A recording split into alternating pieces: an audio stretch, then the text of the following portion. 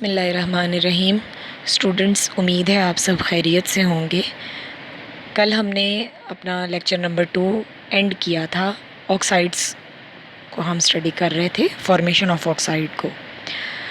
आज हम स्टडी करेंगे acidic and basic behaviour of oxides. यानी आज हम ये देखेंगे कि पीरियड नंबर 3 के जो एलिमेंट्स हैं वो ऑक्साइड्स बनाते हैं, उनमें से कौन से ऑक्साइड्स एसिडिक नेचर रखते हैं और कौन से ऑक्साइड्स जो हैं वो बेसिक नेचर रखते हैं। ठीक है, तो इसमें बेटे एक तो जनरल जो ऑक्साइड्स के एसिडिक और बेसिक बिहेवियर के बारे में एक बहुत जनरल सी स्टेटमेंट है, वो ये है कि जो मेटल्स के ऑक्साइड होते हैं वो हमेशा बेसिक इन नेचर होते हैं। जो नॉन मेटल्स के ऑक्साइड होते हैं वो हमेशा एसिडिक इन नेचर होते हैं। और जो इंटरमीडिएट ऑक्साइड्स हैं, यानी जिसमें दोनों प्रॉपर्टीज़ होती हैं, मेटल्स वाली और सेमी नॉन मेटल्स वाली, उन एलिमेंट्स के जो ऑक्साइड्स होते हैं वो क्या होते हैं? Amphoteric oxides.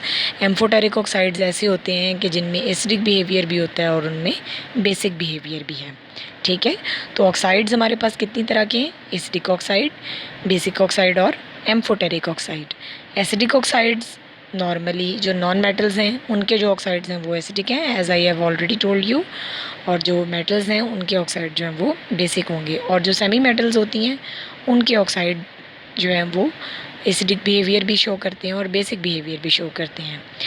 ये बात बहुत इम्पॉर्टेंट है कि एम्फोटेरिक नेचर किस तरह की होती है, यानी कभी वो कंपाउंड एसिडिक बन जाता है, कभी वो कंपाउंड बेसिक बन जाता है। तो कौन सी कंडीशंस हैं जिनमें वो कंपाउंड एसिडिक बन जाता है और कौन सी कंडीशंस हैं जिनमें एक एम्फोटेरिक कंपाउंड बेसिक बन जाता है? तो इसके लिए एक बहुत सिंपल सी बात जो आपने अपने जहन में रखनी है वो ये है कि ये जो एम्फोटेरिक कंपाउंड होता है, अगर उससे स्ट्रॉन्ग एसिड आ जाए तो वो उस वक्त क्या बन जाएगा? वो बेस बन जाएगा। और अगर उससे कोई स्ट्रॉन्ग एसिड बेस आ जाए तो उस वक्त वो क्या बन जाएगा?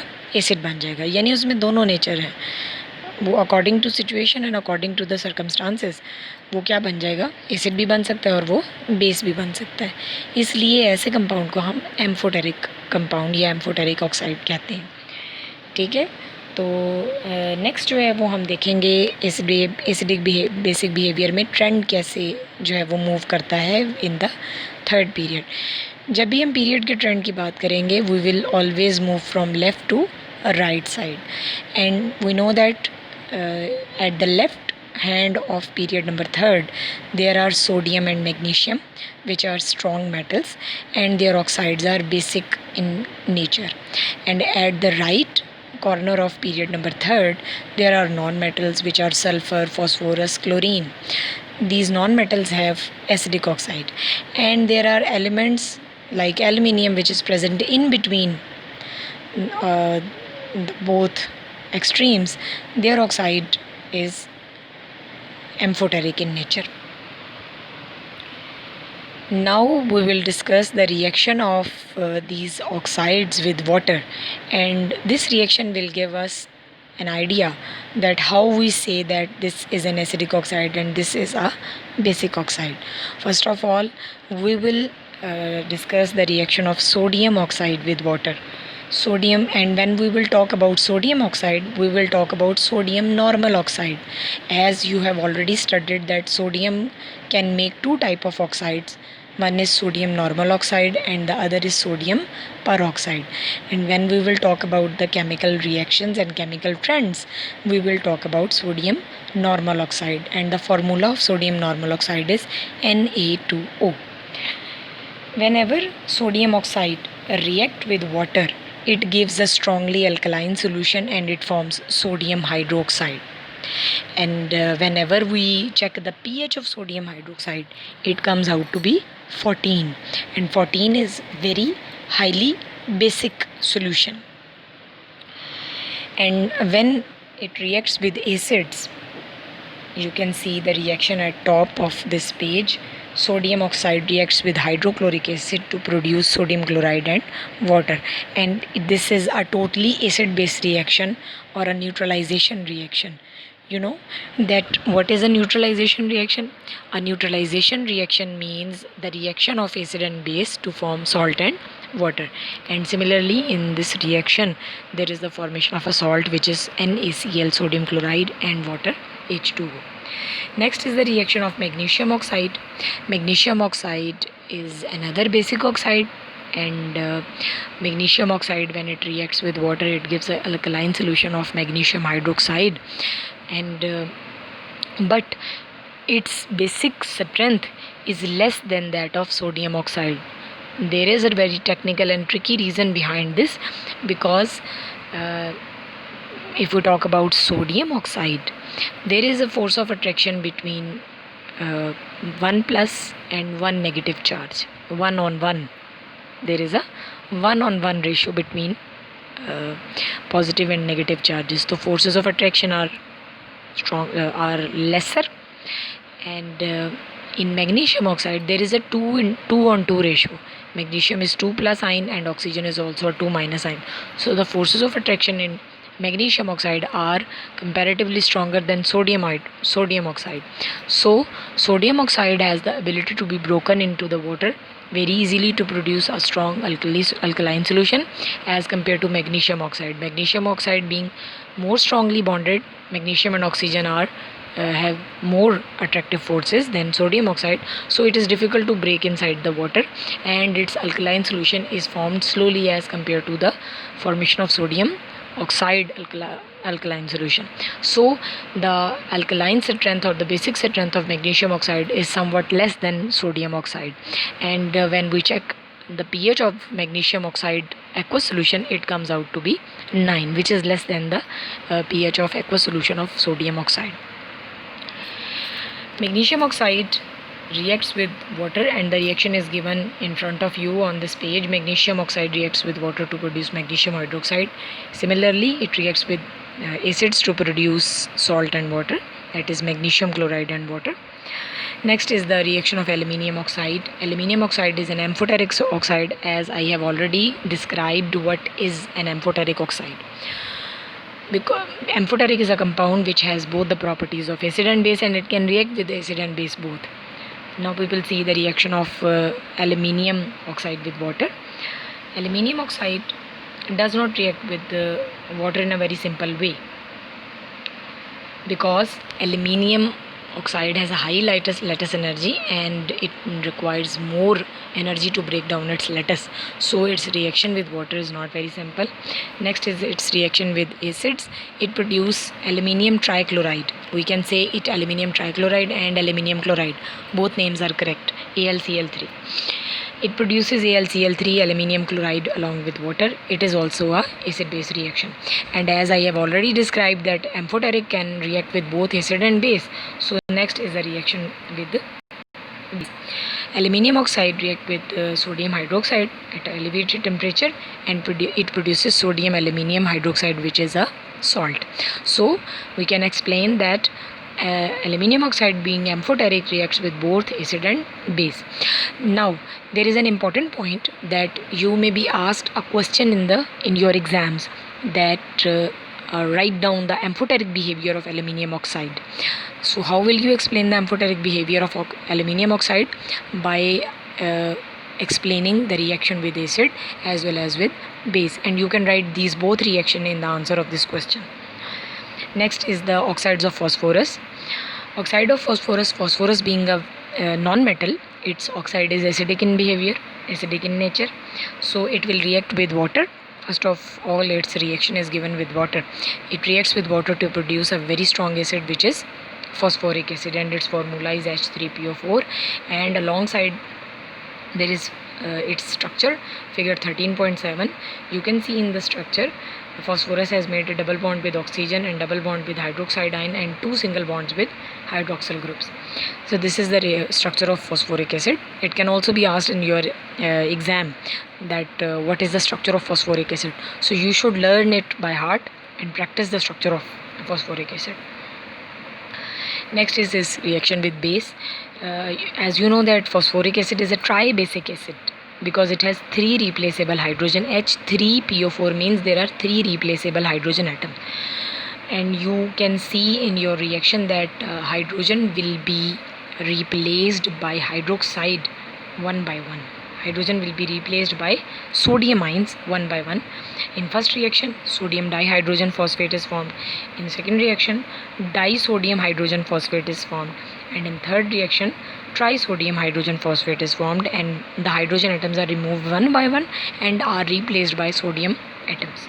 And it is a acid-base reaction in which a salt and water is formed at the end of the reaction.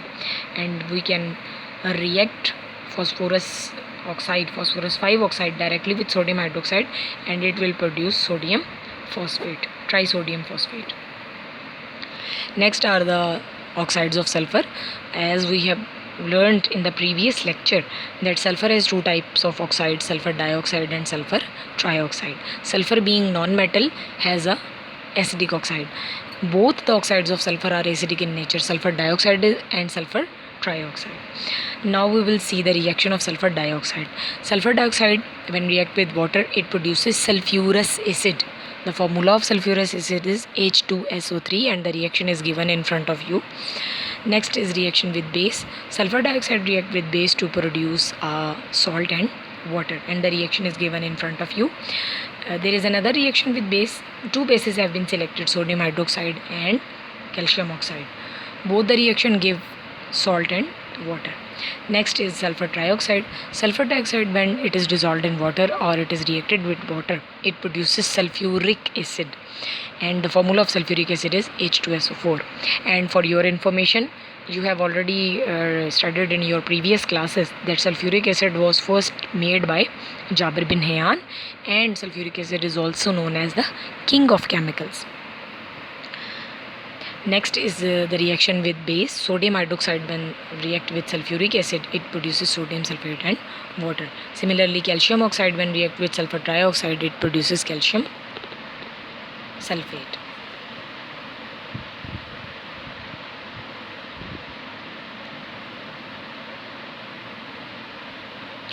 Next is the oxides of chlorine. We have studied in the previous lecture that chlorine has two oxides. One is chlorine 7 oxide, in which the oxidation of state of chlorine is +7. Chlorine 7 oxide has the formula Cl2O7. When it reacts with water, it produces HClO4, that is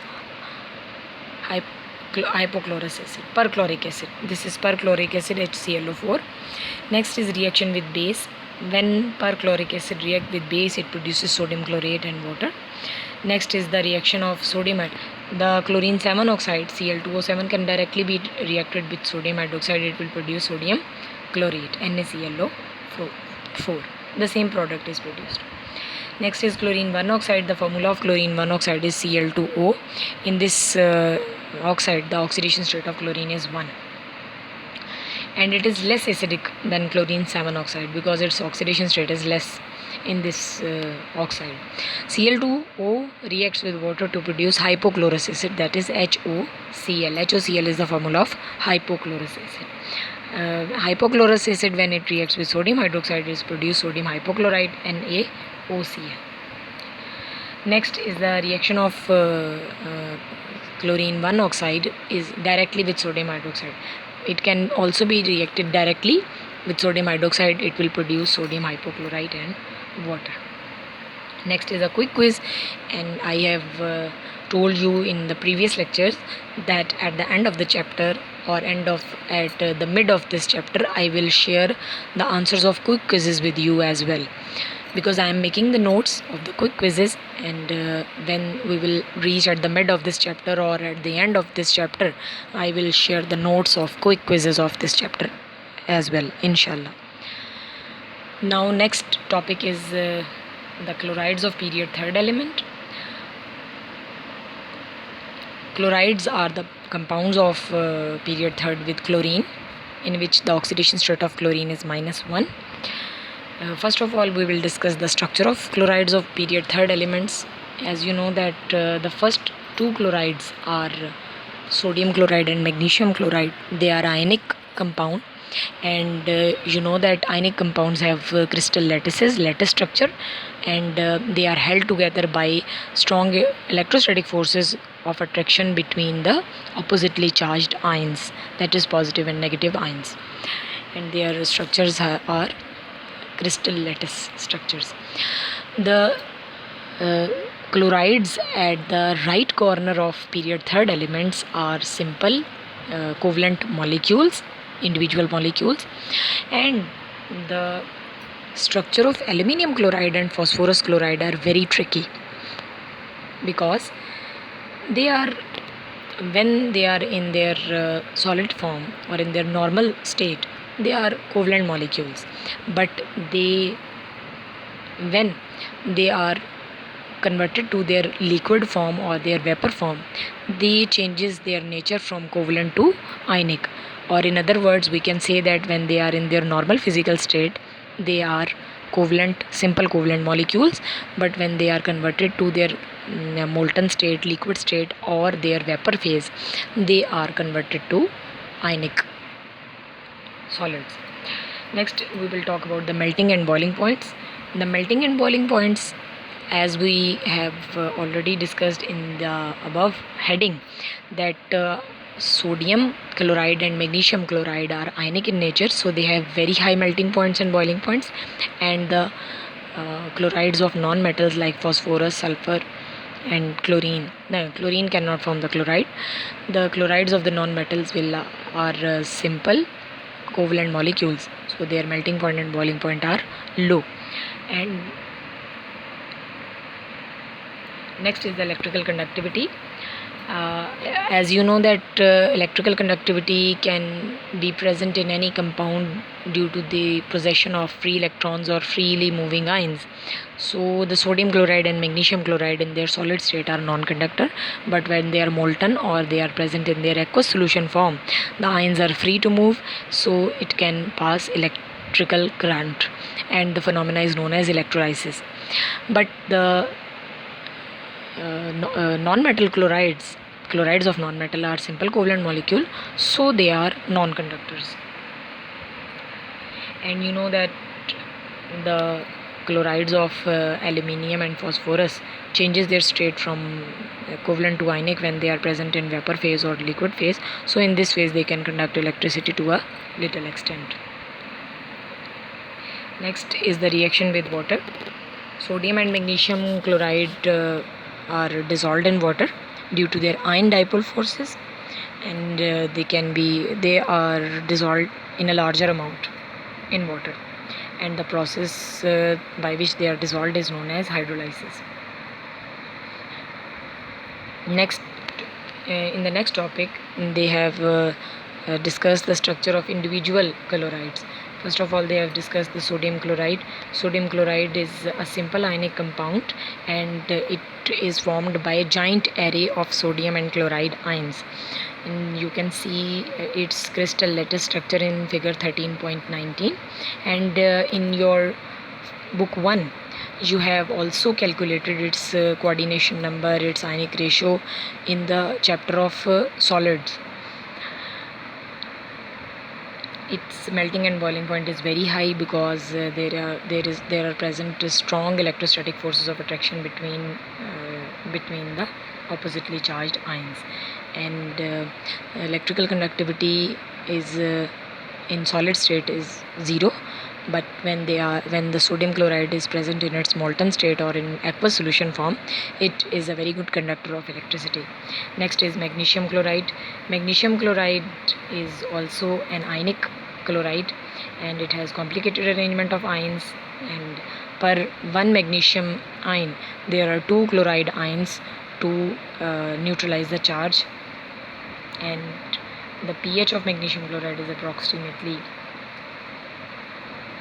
to give a faintly acidic solution. When magnesium chloride is dissolved in water, it gives a faintly acidic solution because it gets when it gets dissolved in water, the process is hydrolysis, and due to hydrolysis it produces magnesium hexahydrate ion and plus 2 chloride ions. and these ions are slightly acidic in nature, so its pH is approximately 6 when it is dissolved in water.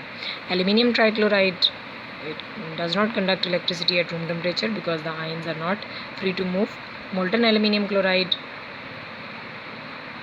at increased pressure can conduct electricity. And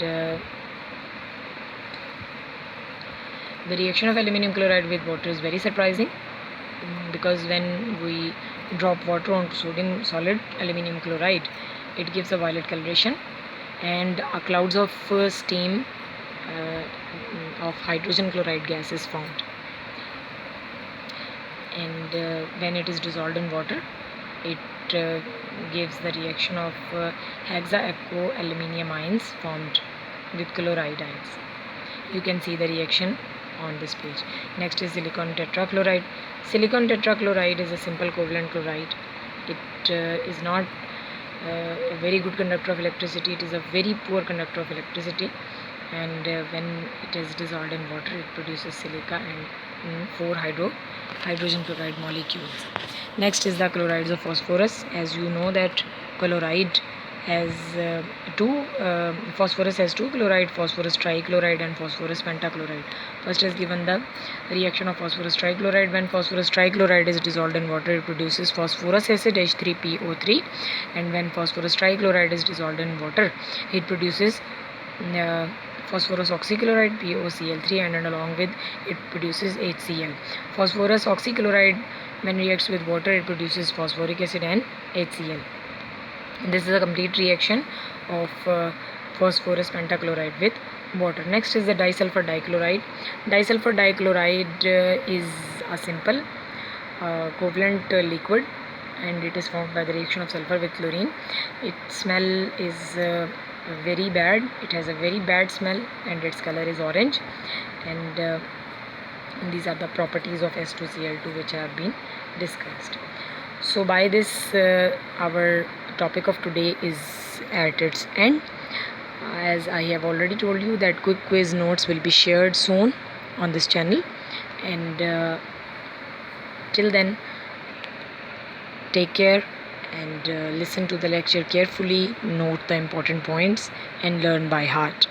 Allah Hafiz.